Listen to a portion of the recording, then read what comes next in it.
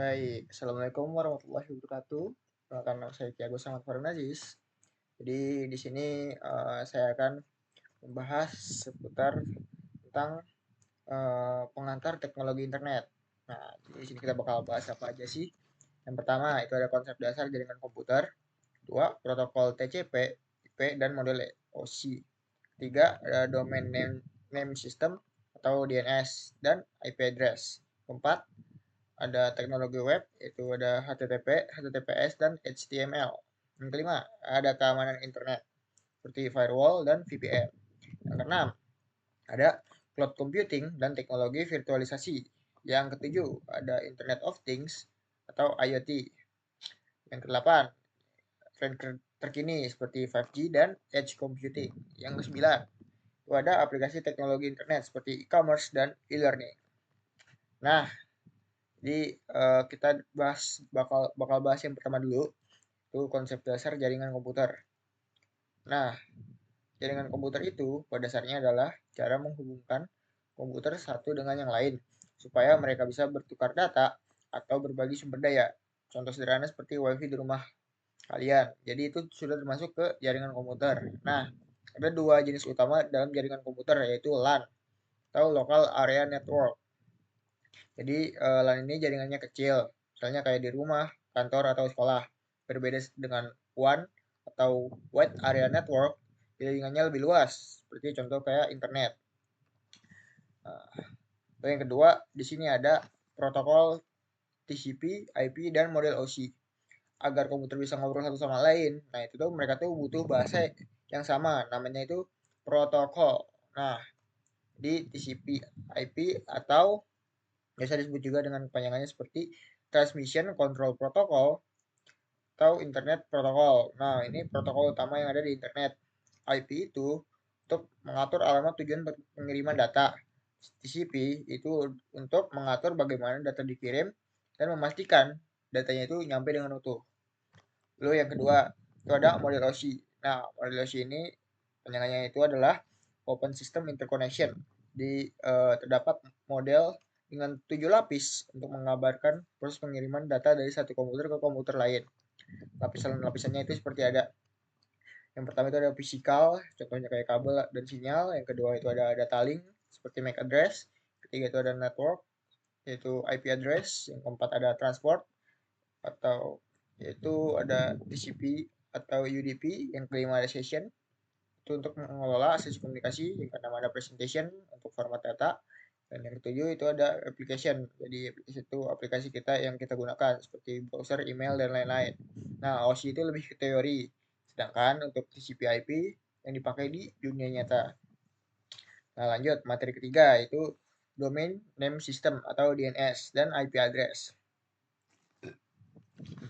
Jadi IP address ini seperti alamat di rumah internet. Misalnya kayak 192.168.1.1. Nah, itu tuh bisa ada ya kan di WiFi rumah. Terus itu ada DNS. Karena manusia itu susah mengingat angka nih. Nah, jadi DNS ini berfungsi seperti buku telepon. Jadi mengubah nama website, contoh google.com, menjadi IP address. Jadi ketika kalian ngetik youtube.com nih, nah, maka DNS itu akan menerjemahkan jadi IP address server YouTube. Selanjutnya yang keempat itu ada teknologi web. Di teknologi web itu ada apa aja, yaitu ada HTTP, HTTPS, dan HTML.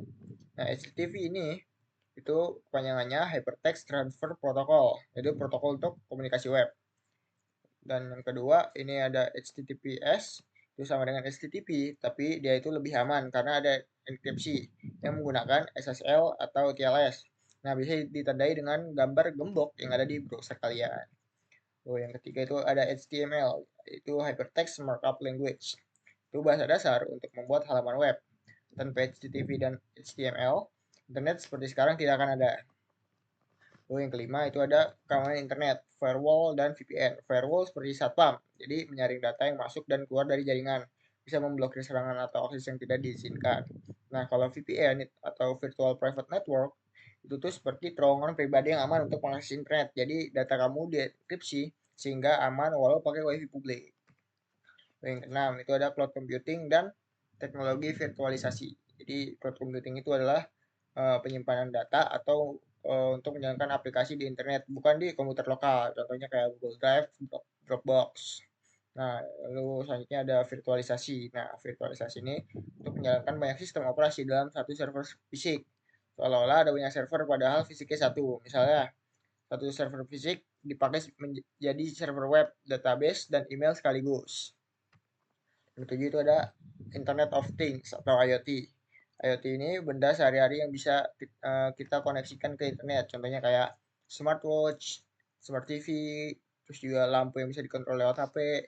Jadi mungkin ada teman-teman yang lampunya bisa diganti warna, itu mungkin itu tentu termasuk dengan Internet of Things. Nah, IoT ini manfaatnya itu untuk permudah hidup kita, tapi juga menantang soal keamanan. Lalu yang ke-8 itu ada tren terkini, ya 5G dan edge computing. Nah, jadi 5G ini generasi kelima dari jaringan seluler. Kecepatannya jauh lebih cepat. Nah, latensinya itu juga sangat kecil. Cocok buat IoT, mobil otonom, dan juga VR. Lalu ada edge computing, yaitu untuk memproses data lebih dekat ke sumbernya. Misalnya sensor di pabrik, bukan di data center jauh. Tujuannya supaya lebih cepat, hemat bandwidth, dan juga real time. Yang ke-9, terakhir, ada aplikasi teknologi internet atau e-commerce, seperti e-commerce dan e-learning. Nah, e-commerce ini tempat untuk belajar online, contohnya kayak Tokopedia dan Shopee. E-learning itu tempat belajar secara online, contoh Ruang Guru, Coursera, Google Classroom. Nah, internet itu memungkinkan semua itu berjalan dengan mudah tanpa batas ruang dan waktu. Nah, mungkin itu saja materi yang saya sampaikan seputar pengantar teknologi internet. Kurang lebihnya mohon maaf. Terima kasih. Assalamualaikum warahmatullahi wabarakatuh.